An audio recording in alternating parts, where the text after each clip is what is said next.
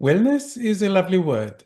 We want to be well, of course, which may mean that we're not sick or ill or suffer an injury or a medical condition. But that just describes what it is not, right? Is that all there is to it? I don't think so. So what does it mean to be well, to possess wellness? I think it's worth a moment of reflection. I don't know if I have a good answer, but let's see where this is leading us.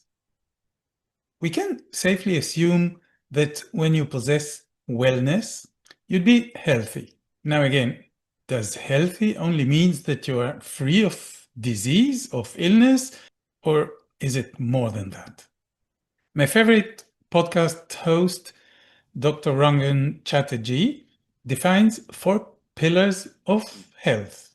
The first one is food, a healthy, balanced diet. The second one is movement, exercise, physical activity.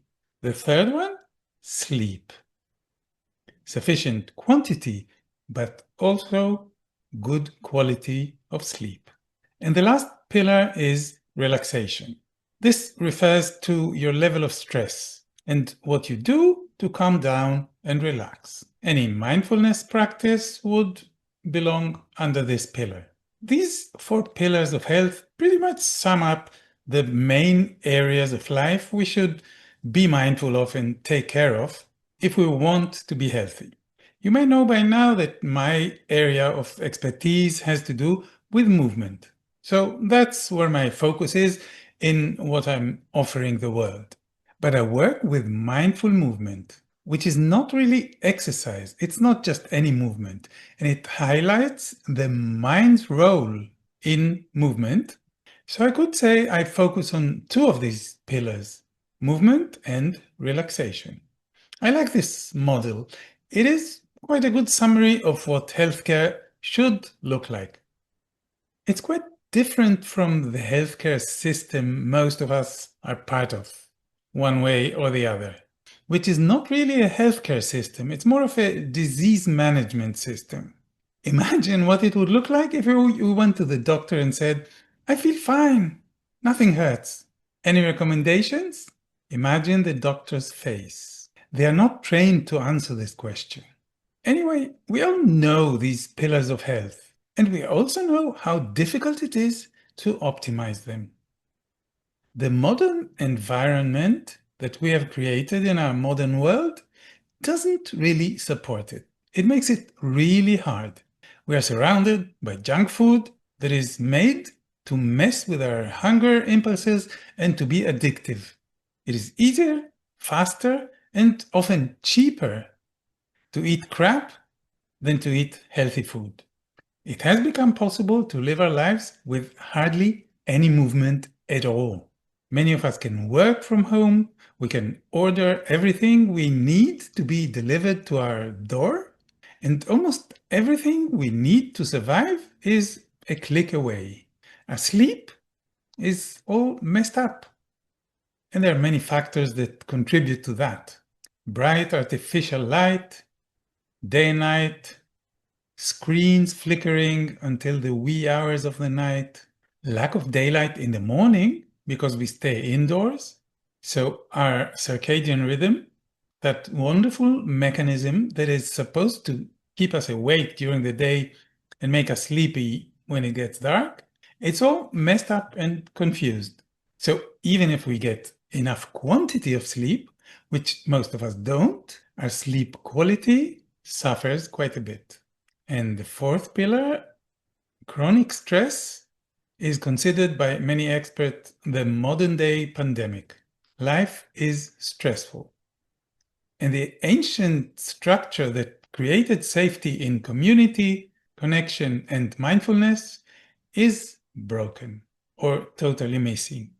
So yeah, in the modern urban life we share, all 4 pillars of health are not being taken care of.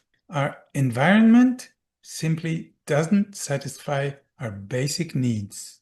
So it takes quite a bit of discipline, determination, mental fortitude to do the individual work that is required if we want to work against these sweeping cultural and societal forces, because we have to take care of these 4 pillars of health on our own.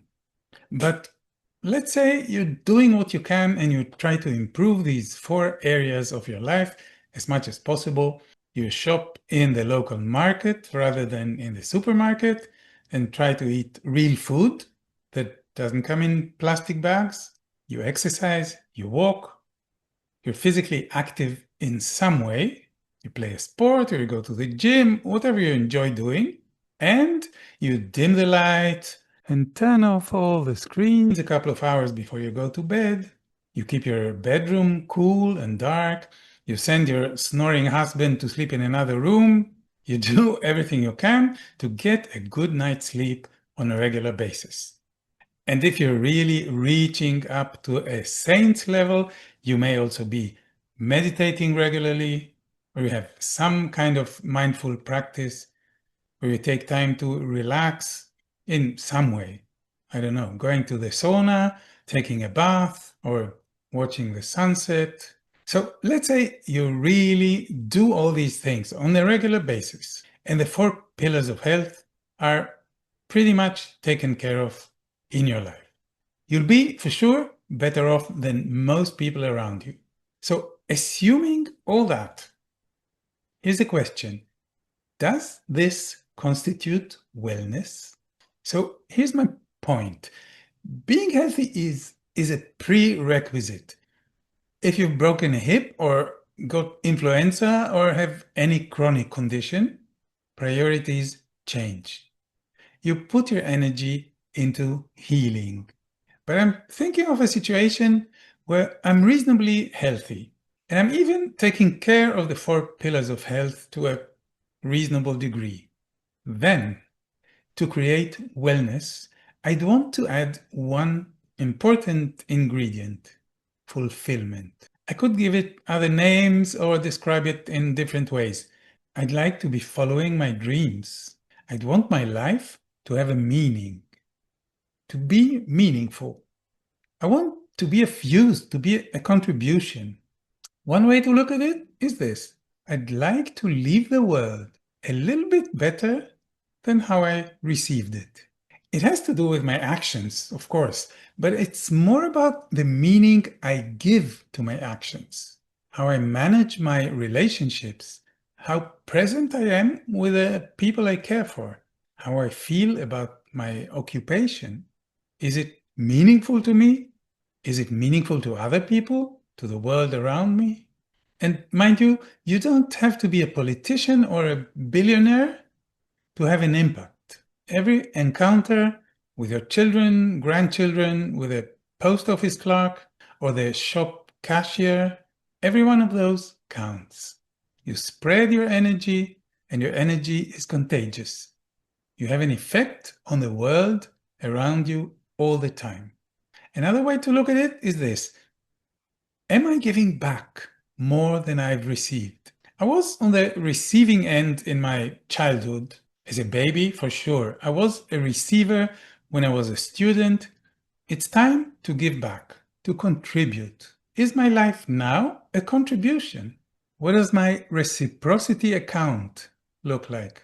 Am I in debt or am I giving more than I've taken? So here's how I'd like to make 2026 my year of wellness.